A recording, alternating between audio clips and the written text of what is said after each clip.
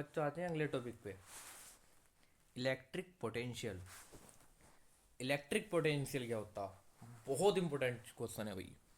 यो आता है कभी कभार 2 नंबर में आता कि इसे बच्चों वो बताओ कि इसे डिफाइन करो, क्या मीन होता। तो इसका मतलब होता है इलेक्ट्रिक पोटेंशियल का the amount of work done to bring a unit charge from infinity to a point in electric field. मतलब अब यो कह रहा है कि भाई किसी चार्ज को लेके आना इन्फिनिटी से किसी पॉइंट पे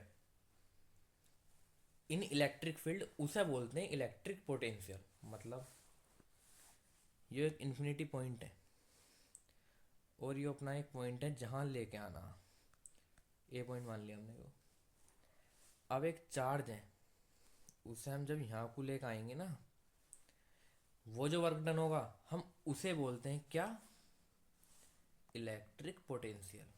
किसे बोलेंगे? किसी चार्ज को, किसी चार्ज को हम इन्फिनिटी से, ये जो इन्फिनिटी है देखो, इन्फिनिटी से एक पॉइंट पे को लेकर आएंगे, वो होता है इलेक्ट्रिक पोटेंशियल। अब इसी के बेसिस पे समझते हैं हम पोटेंशियल डिफरेंस। अब बच्चों डेफिनेशन तो इसकी भी सेम ही है। क्या डिफरेंस है?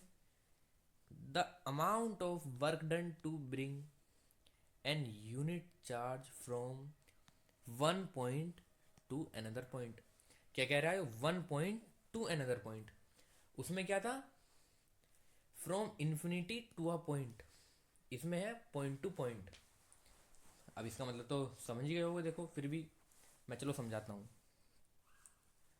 एक ये पॉइंट है, एक ये पॉइंट है, ए मान लिया, बी मान लिया।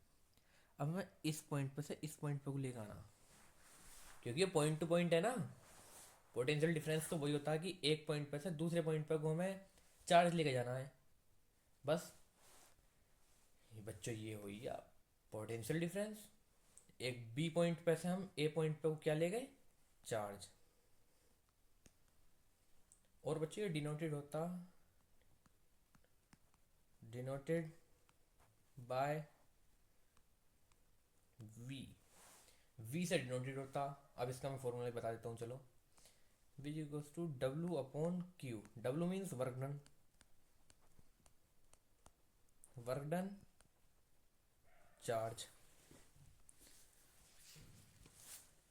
ये हमारा